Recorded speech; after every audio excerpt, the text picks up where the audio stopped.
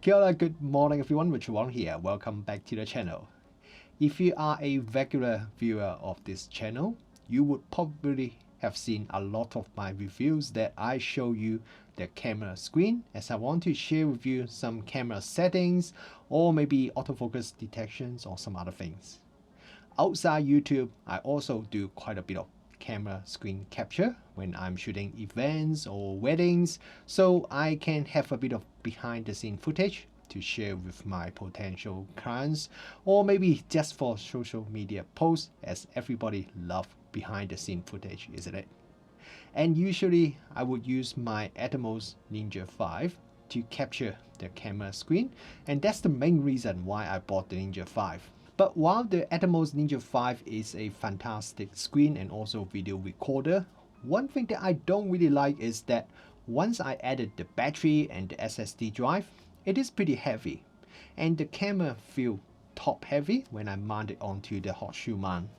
And there were quite a few times when I tilt the camera up or turn it sideways, the Atomos Ninja 5 would just suddenly fall off from the hot shoe mount. Luckily, I still haven't broke my Ninja 5 yet, but I have been wanting a more compact and more lightweight solution to replace the Ninja 5 for quite a while now. And so, when Accsoon contacted me a few months ago and said they want to send me their new Accsoon M1 for a review, I immediately agreed because they said the M1 is really compact and that allows me to use my smartphone as an external monitor as well as a recorder.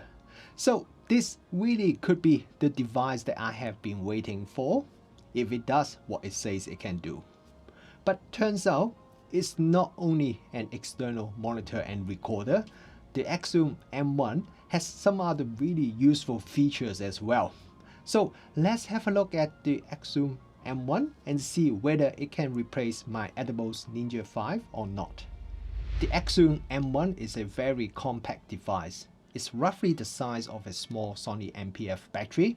I keep calling it a device because I'm not really sure what should I call it exactly. The official name is Android Phone Monitor Kit, but I don't know if it's really the best name as it can do so much more, and I will get to that very soon. But anyway, the weight of this Accsoon M1 is only 75 grams. Mostly I think it's due to its very plasticky construction. But while it is plastic, I think the overall build quality is still quite acceptable. A big part of the device is the holder for your smartphone. You can pull it out and fit your smartphone here. The clamp can extend quite a bit, so you should be able to fit any phone in it, but it's not large enough for a tablet. There is a 1/4 inch screw hole at the bottom with a relocating pin, and you can use pretty much any cold shoe adapter to attach the M1 onto your camera's hot shoe mount. I like to use this NITS cold shoe adapter because it is very solid, it has the air relocating pin, and I can also adjust the angle. But yeah, you can use pretty much any cold shoe adapter. Now, there is also a cold shoe mount at the top of the device, but I don't really recommend you attach anything that is too big or too heavy because it is made of plastic. A small LED light or a shotgun mic would be okay. On the side, we have the USB-C port, a switch, some LED light, and also DC power output and the HDMI port here. I really like the fact that it is a full-size HDMI port, which is much stronger and won't break so easily. There is a battery slot for Sony NPF battery at the back, and that's pretty much it. Quite a simple device. You can put it in a small side pocket in your camera bag easily, and because it is so lightweight, it barely makes your camera bag any heavier. Setting up and using this Accsoon M1 is very easy. First, you need to download the free Accsoon SEE Android app to your phone. Then mount the M1 onto your camera's hot shoe mount. Just make sure it is tight and secure. Put your phone inside the phone holder. Connect the HDMI output from your camera to the M1. Connect your phone to the Accsoon M1 using the provided USB-C cable, and that's it. Now you just need to launch the Accsoon SEE app and you can use your phone as an external monitor. Now you may wonder, what about the Sony NP-F battery? You haven't plugged it in yet. Yeah, when I first received the device, I thought I need to use a NP-F battery to power it. But turns out you don't need that. The Accsoon M1 works without any battery. I guess the unit is powered by the phone's USB port, and that is fantastic for two reasons. First one, of course, that means I don't need to prepare and carry another battery. But the second reason I think is more important is since I don't need to mount a battery onto the M1 is very lightweight because it's mostly just carry the weight of the phone. And it is great because it doesn't make the camera feel top heavy, and the M1 can stay very securely on the hot shoe mount. No matter I turn the camera sideways, tilt it up, it will still stay there, and I don't have to worry about it may suddenly fall off from the hot shoe mount, unlike my Atomos Ninja 5, which has fallen off many times because of its weight.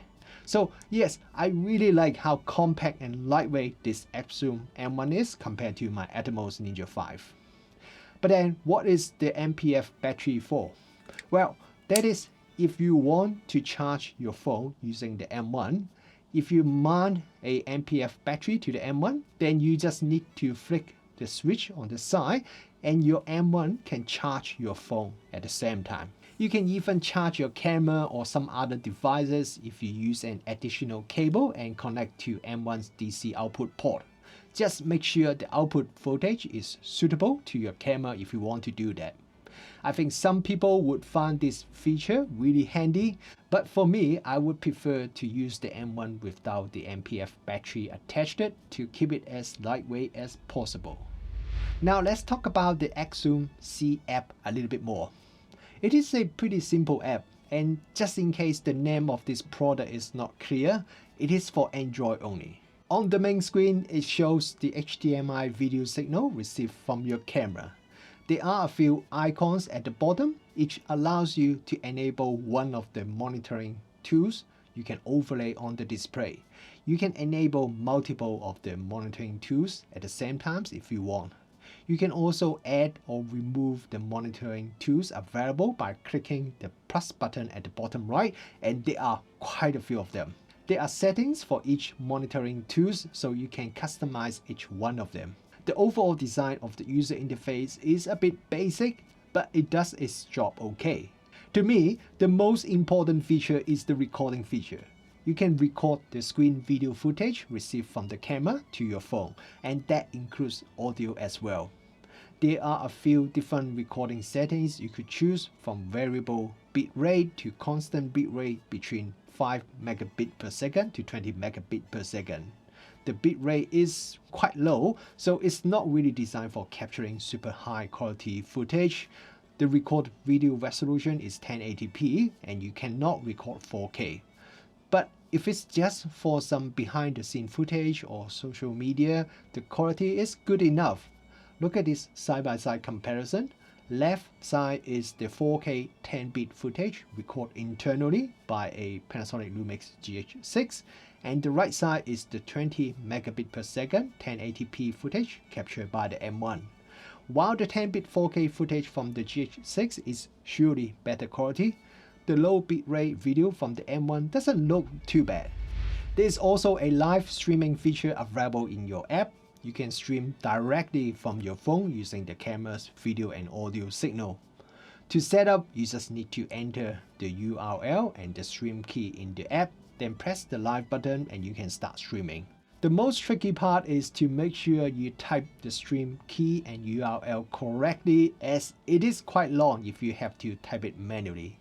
But other than that, it works really well, and it means you can do streaming very easily and pretty much anywhere as long as you have good Wi-Fi or mobile data connection on your phone.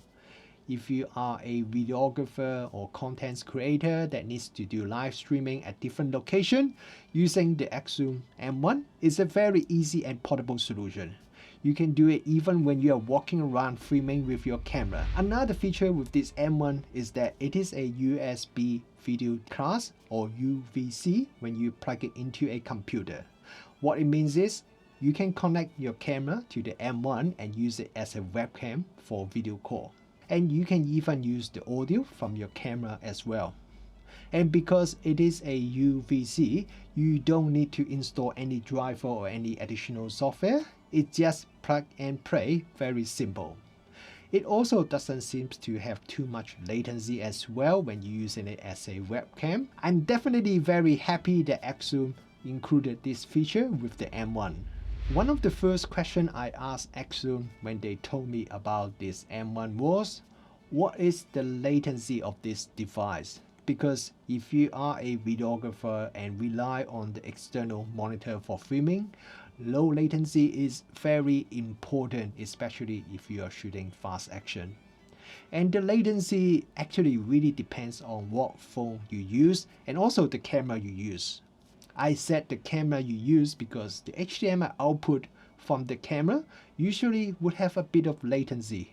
Look at this example. I directly connect an external monitor to the Panasonic GH6 using a HDMI cable. So that means I didn't use the Accsoon M1 or anything in between. There's no external latency added. But even with this setup, you can see the image on the external monitor still has a very slight delay when compared to the camera's LCD screen. And that's the camera latency that I was talking about. So what about if I use the Accsoon M1? What is the latency like? Well, it is surprisingly good. Yes, there is a bit of delay or latency. But now, let me compare it with the example that use a direct HDMI connection. You can see the latency using the Accsoon M1 is virtually the same as using a direct HDMI connection. It means the Accsoon M1 doesn't really add much latency at all. At least my eyes can't really tell any difference from this example. Now, as I said, the actual latency would also depend on what phone you use. But with my 3-year-old Huawei P30 Pro, it is definitely very good. I think if you watch the whole video up to this point, you will know that I really like this Accsoon M1 for so many reasons.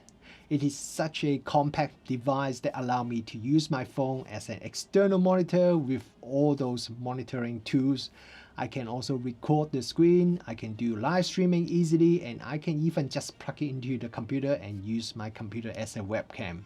Everything works as expected. There is very minimal latency, and not having to use any battery to power it is also a huge advantage for a few reasons that I've already mentioned in this review. The only thing that I think can be a little bit better is the build quality, which is a bit plasticky. But consider the price, I think it is still very acceptable. Now, to be honest, the Accsoon M1 still couldn't really 100% replace my Atomos Ninja 5. The Ninja 5 is a much higher quality recorder.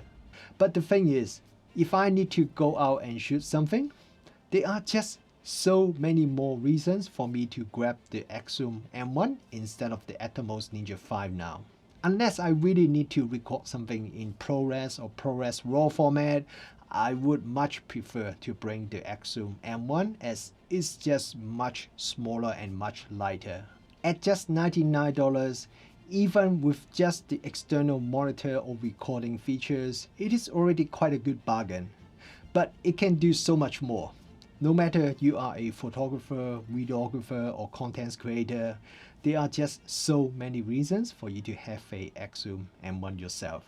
A lot of reasons I already talked about in this video, but there are also many other good reasons that I haven't mentioned yet. For example, if your camera doesn't have a flip out screen, you can use the M1 to help see yourself when you are filming. And for me, I'm pretty sure this Accsoon M1 will be in my camera bag when I'm out shooting my next YouTube video or shoot my next wedding.